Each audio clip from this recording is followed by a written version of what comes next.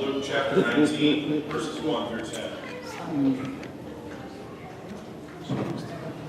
He entered Jericho and was passing through, and there was a man named Zacchaeus. He was a chief tax collector and rich, and he sought to see who Jesus was, but could not, on account of the crowd, because he was small of stature. So he ran on ahead and climbed up into a sycamore tree to see him, for he was to pass that way.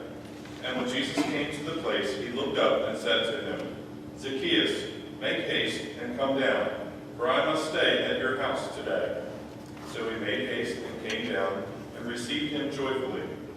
And when they saw it, they all murmured, he has gone in to be the guest of a man who is a sinner. And Zacchaeus stood and said to the Lord, Behold, Lord, the half of my goods I give to the poor, and if I have defrauded anyone of anything, I restore it fourfold. And Jesus said to him, Today salvation has come to this house, since he also is a son of Abraham. For the Son of Man came to seek and to save the lost. Word of God for the people of God. Thanks be to God. All right. So throughout the month of August, I have been sharing with you the stories that we're going to be doing at Vacation Bible School this week. So this is our third week. And so this is what the kids will do on Wednesday. And next week I'm going to combine day 4 and 5 into one message. So we've been enjoying, so the overarching theme for Vacation Bible School this year, it's called Rolling River Rampage. And so you can see they've started to decorate for it. It has sort of a camping, river rafting theme to it, which is going to be a lot of fun, I'm sure. The overarching theme is, through the rivers of life, I will be with you. Of course, it's the voice of God speaking to us. Through the rivers, through the waters, I will be with you. This reminder that we are not alone. This reminder that we are not abandoned. This reminder that even when we struggle to feel the presence of God, to feel the realness of those words remind us how true they are. That no matter what's happening, the one thing that God does promise is that we are not abandoned, that God is with us. And then what the theme is they do different stops along the river. And so different moments of life. So we stopped at adventure on the first week, and then last week we stopped at acceptance. And this week, if you were listening to Julie's message, then you know that we're stopping at the stop of joy. And so we're going to talk about the joy of Zacchaeus and his story. Will you pray with me? Oh, gracious God, we give you thanks and praise that you notice us, even when we're up in trees. That you notice us whether we are sinners or whether we are perfect. That you love us. That you sit with us. That you are a part of our lives.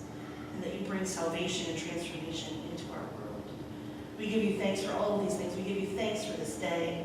We ask that you pour out your Spirit here upon us, that the words offered up would truly be your words, and that we might feel ourselves grow as disciples and be transformed in your message. In Jesus' name we pray. Amen. Amen. So we've also been sharing with you some of the music of Vacation Bible School, and we didn't do that this morning because the song that goes with this message is called Zacchaeus Was a Wee Little Man. And it is my least favorite of the VBS CD. And so we wanted to do this. I said to Cindy, I said, we need to do something else. The third Sunday, I said, it's just a terrible song because the only thing it points out is how short Zacchaeus was. The whole song is just about him being really short. And I was like, no, that's not fair. There's a lot more to Zacchaeus than the fact that he was a wee little man. First of all, I want you to understand why the crowd is not happy when Jesus picks Zacchaeus out of everybody to have lunch with. All right, it's important to understand how despised Zacchaeus would have been in his local Jewish community. So Zacchaeus is a tax collector. Now, very often I have to explain the cultural difference between something from the first century versus now. But tax collectors are still not popular, so this one's a little easier for me. Because now I enjoy the things that my tax dollars do. But that doesn't always mean I enjoy writing the check for them, right? And I don't know about you all, but most of us aren't like, who I really want to be friends with is the IRS. That's on the top of my list. So you can keep that in mind, but you need to understand that tax collectors in first century Rome, in the Jewish communities, was even worse.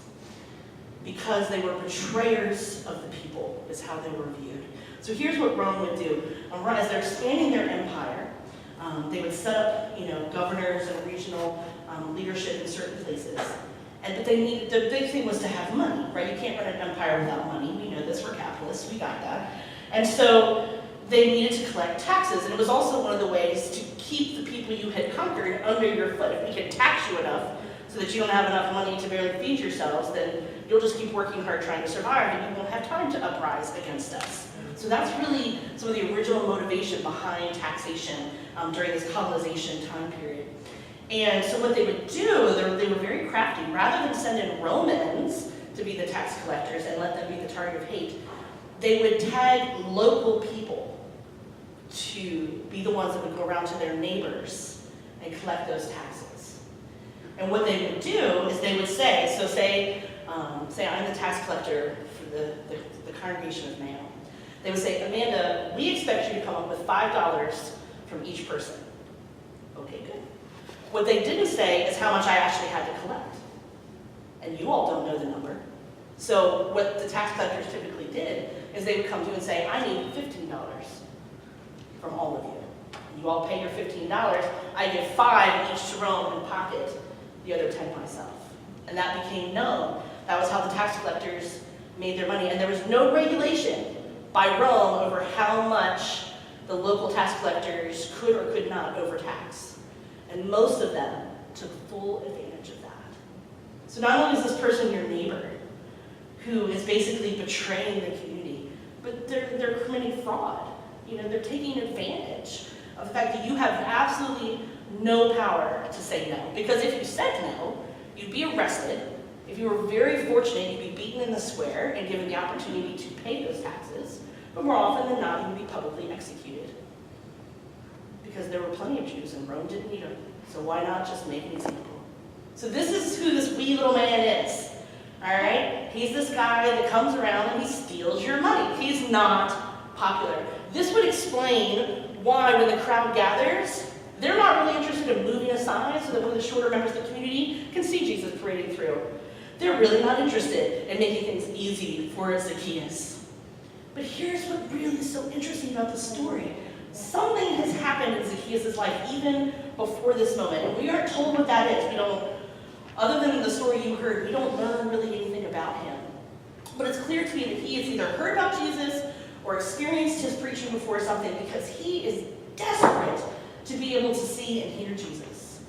So much so that he climbs in a tree. And this would have been a very unsavory thing to do. For us, so we climb in a tree, like whatever, we climb trees all the time. It would have been, I'm trying to think, I don't know, it'd be like if I put underwear on my head and showed up for a wedding. I mean, it would be like, what is she doing? Like, that's not proper. It's like the person who shows up to a black tie event in shorts and a bustier, right? Like, whoa, that is not what we meant when we said formal wear. That, it would be that kind of, like, what? So, so they already don't like him, and now they're like, that fool, now he's up in a tree, like, he just has no goof, no class whatsoever. This guy, I hope he falls out of the tree. That's what the crowd, maybe he'll fall coming down, and we get ourselves a new tax collector. That's what this crowd is thinking. So lo and behold, Jesus, of all the people that gathered, that Jesus can say, I want to have lunch with you, he notices the little wee guy up in the tree and goes, you're the guy, Zacchaeus. I'm coming to your house. And Zacchaeus is so full of joy. He's like, yes, Jesus, come on, yeah, come on. And we aren't told that Jesus even says anything to him. We're just, he's in the presence of Jesus. They're sitting down to have this meal.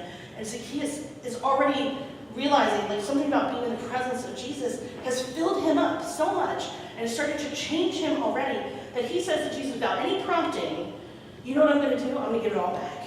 I'm not going to collect taxes. I'm going to donate what I have. And anybody that I took money from, if I took $5, I'm going to give them 20.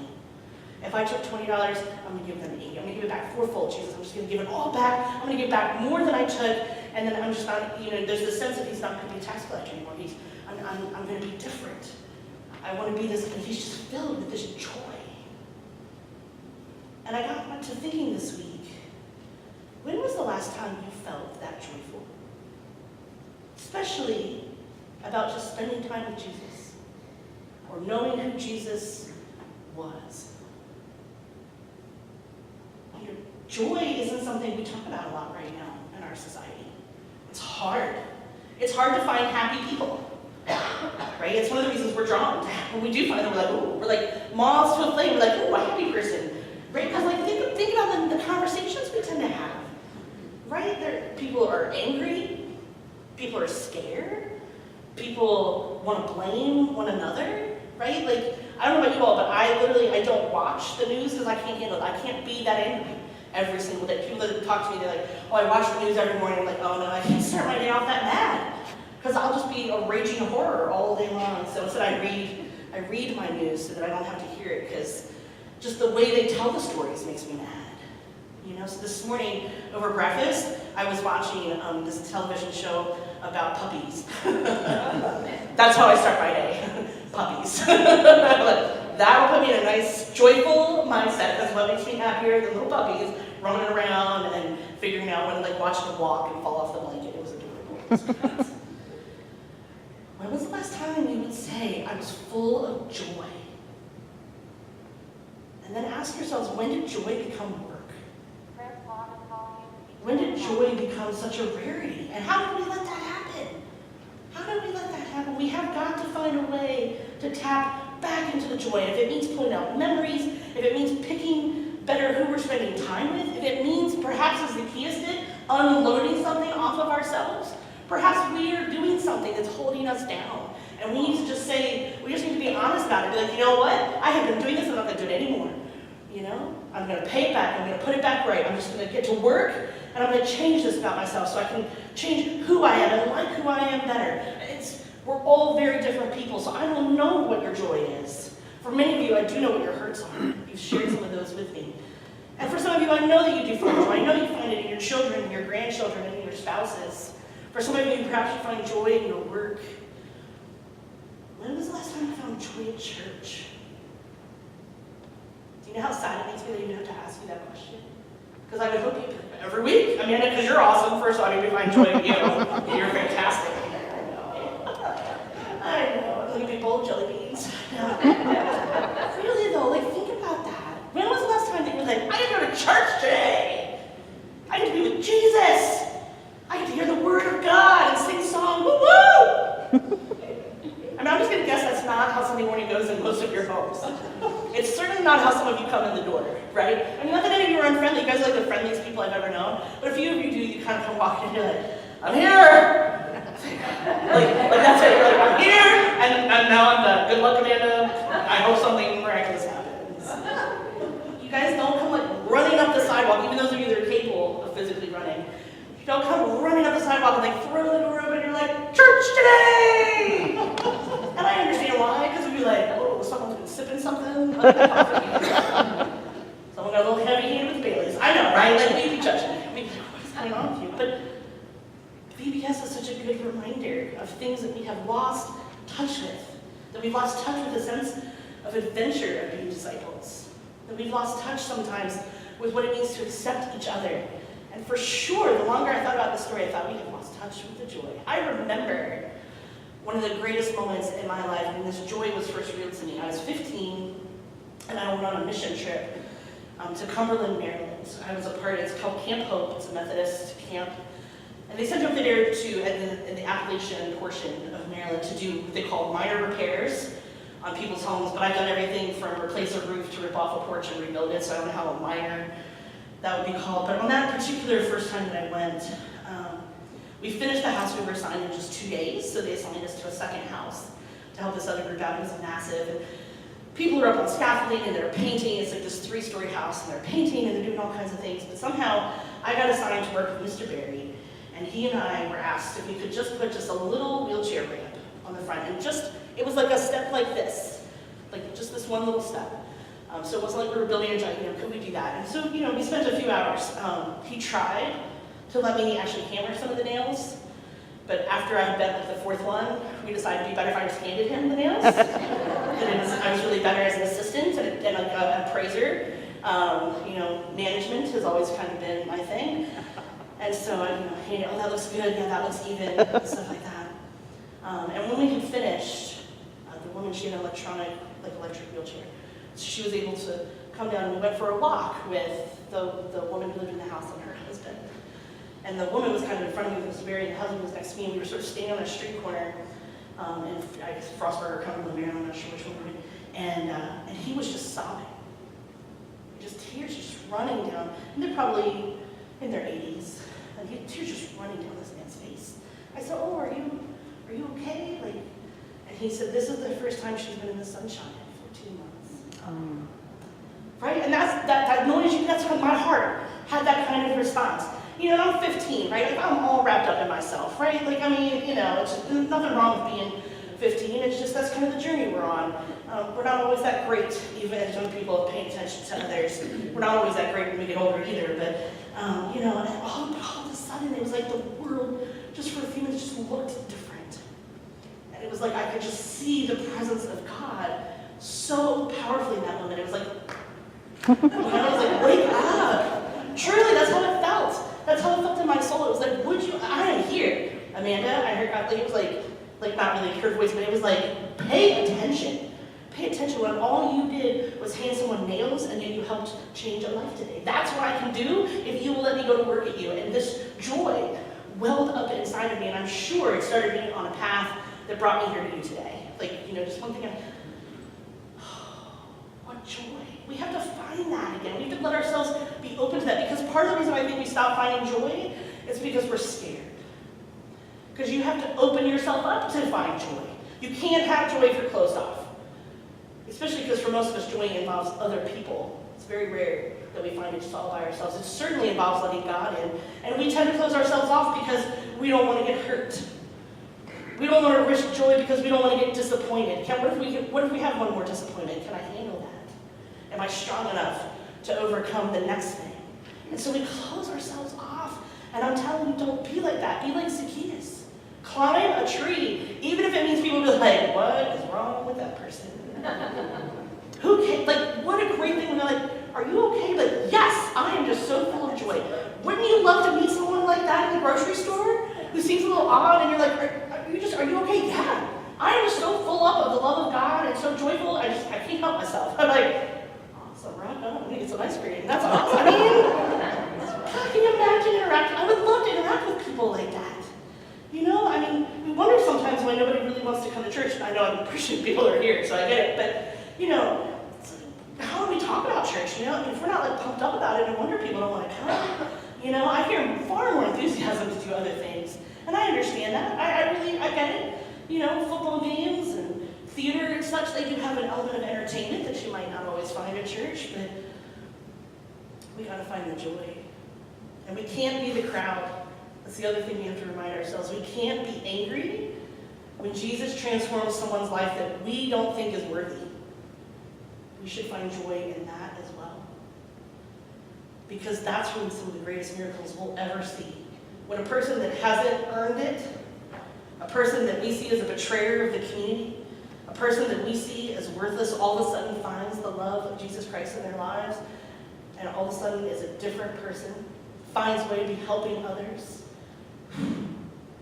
We should, our heads, we shouldn't be like the crowd. It's like, you're going to Zacchaeus' house? I'm out. We should go to Zacchaeus' house. It'll be a good party there. When we see someone, because we don't do that though, right? We get how come Jesus is forgiving that person? Or they do that all the time throughout Scripture. They're always mad about who he's eating dinner with. Always. They're never, the leaders that be and the people, they're always judging who he's eating dinner with. And he says time and time again, I have come to seek and find the lost. The found are already found. I'm not supposed to have to worry about that. God, Jesus is like, I've got the found. The found are supposed to be rocking and rolling. The found are supposed to be so rocked out and lit up. We got it, Jesus. We're building the kingdom of God. Just bring us more people. That's all we need. Bring the peeps. We're ready to go. I've come to find the lost. And for any of us who have ever been lost and been found, we know how amazing that is and how joyful that is. And that's what the story of Zacchaeus is all about. Wanting to be near Jesus so bad that you would humiliate yourself to but catch a glimpse of him. Wanting to be with Jesus so bad that you would go to someone's house that you despise just to sit and have a meal with him. Wanting to know Jesus so bad that you would open yourself up and say, I will literally be a different person if you but love me. Knowing the joy of what it is to be a disciple, loved and transformed by Jesus Christ. That's what the wee little man up in a tree teaches us.